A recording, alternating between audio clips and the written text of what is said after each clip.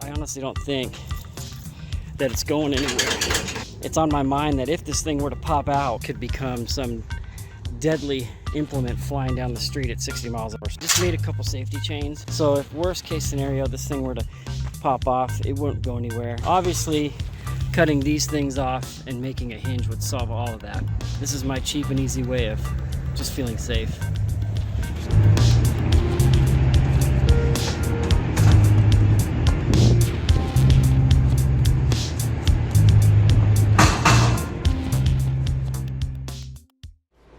Come on, don't get run over out there. Well, good afternoon everybody. It is June 1st. It is about 2:45 in the afternoon on Saturday, and I'm back out in the garage to continue working on the ramp for the waste tire trailer. As you've seen in the last 3 videos, we kind of prepped the trailer, built the ramp a little bit, and then attached it. So today what I'm going to do is I'm going to take the ramp off and bring it in the shade in here. I'm just going to add some cross sections. That's what we're going to do today. So here we go. Well, good afternoon everybody. It is May 2nd now, 6 p.m. at night. I know I said I was going to work on this thing yesterday, Saturday, but I didn't. After I set everything up, it was just really hot. And the older I get, the more I'm like, yeah, I'm just not going to do that today. So I packed everything up. I waited until evening time tonight, the next day. And now it's only about 75 out. So I got about 2 hours just to get some little cross braces in there to hold the tires in. So that's what I'm going to do tonight. And we'll pick up where we left off. So here we go.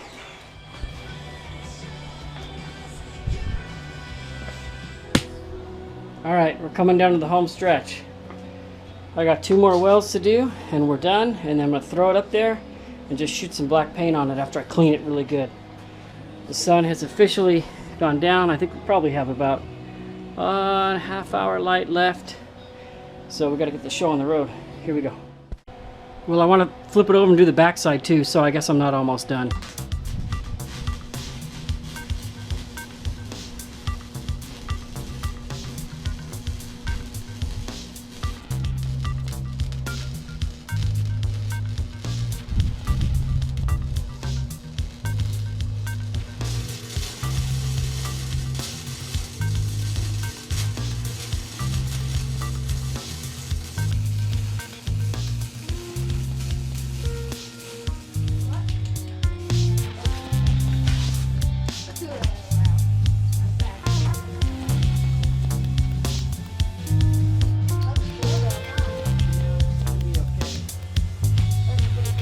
Alright, so there she is. It's dark and I had like 1 can of spray paint, so I just threw as much paint on there as I could. We'll get it all knocked out when we have some daylight left, and I'm not desperate. But she's up and she's in, and tomorrow we'll do another load, see how she looks. Alright. Hopefully the rubber from the tire is just a little bit. Yeah, a little bit. We'll see. Looks a lot better.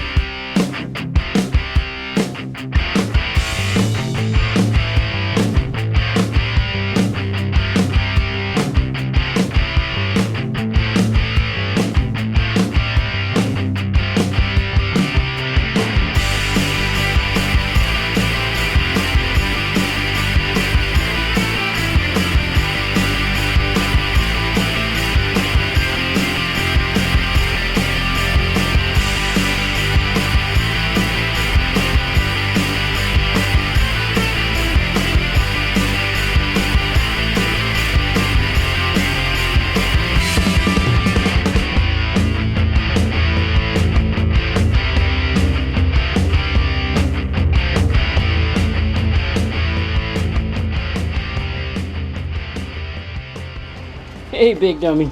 Hey, big dummy. So it is Sunday the 9th. It's 11:15. I'm back at it. Got it mocked up. I'm going to start this side here, and then the other side, and then at least try to get the front all the way done. Like I said yesterday, the wind has returned. Yesterday there was 0 wind, so it was just nice, but it was a little warmer. So I'm hoping the wind keeps it cool. It's supposed to be 90 today. So you're looking at a picture of my left foot from March 29th, 2000. when I was really into dirt bike racing and riding, and I had cased a huge jump out at Ocotillow Wells and did a whole bunch of damage to that foot. This morning my foot would not work today, so I've just been taking it easy for a couple hours, and it's now starting to work, so we are going to get back to work. Here we go. So because this top rail has so many inconsistencies, I even found a place where there's two different metal thicknesses. Here, look at, they use that real thin 1/8 inch, and then here it looks like they're using 1/4 inch. So anyway, to deal with all that, I've had to do some kind of janky stuff. So to get this vertical post to go somewhat level, because this top part slopes down, you know, you clamp the thing in place, you get everything where you want it, and then you put a little ram, a little screw in there to bring it level, and then I weld the thing down like this other side, and then I just tack it into a bunch of different places so it's in there. And then before I start building this side, I'm going to tie it together at the top, so this is all boxed in and it's solid, and keep on going. So one of the problems I have with that foot is if I spend a lot of time getting up, getting down, laying down, getting up, turning up, when I'm using that foot all day on cement, even though I was wearing good boots and stuff yesterday, the next day it just does not want to work. All of the ligaments and tendons that surround that ankle bone that sticks out the side just freeze up, and then I had shattered that heel also in another wreck, and that thing just becomes so painful. So there's someday I'm gonna have to have that thing cut off or rebuilt or something. Anyway, I'm not whining, that's just part of the deal today, but we are gonna push through and get this thing done.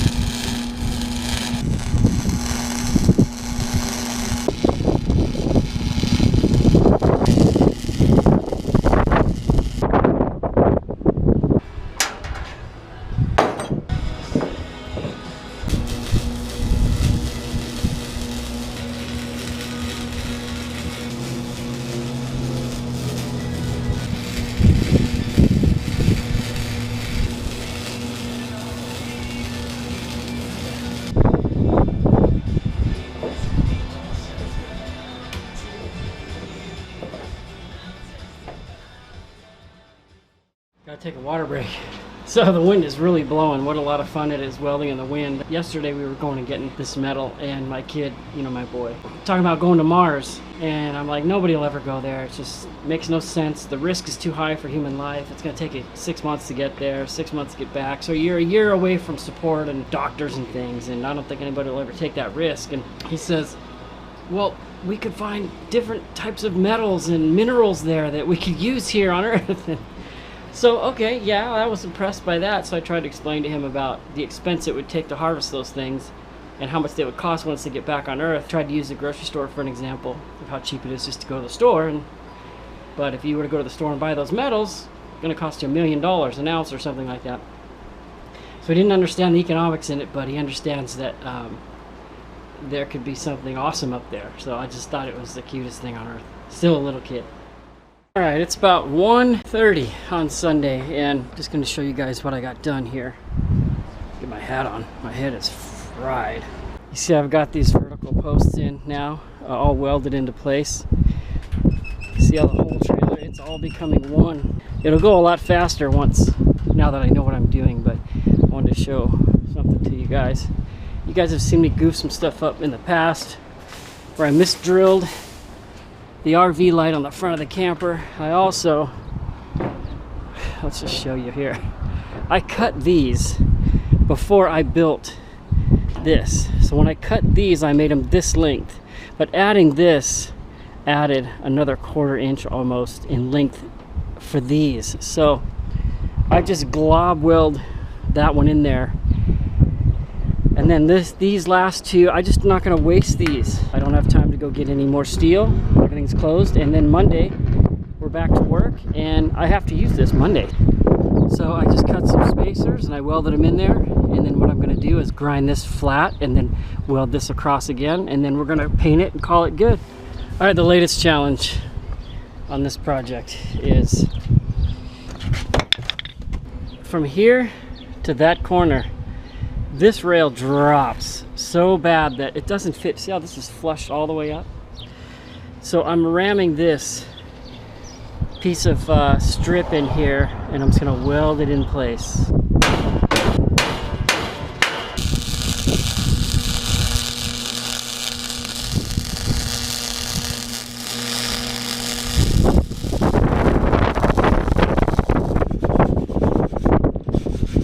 Alright, so filling in some of these huge gaps here.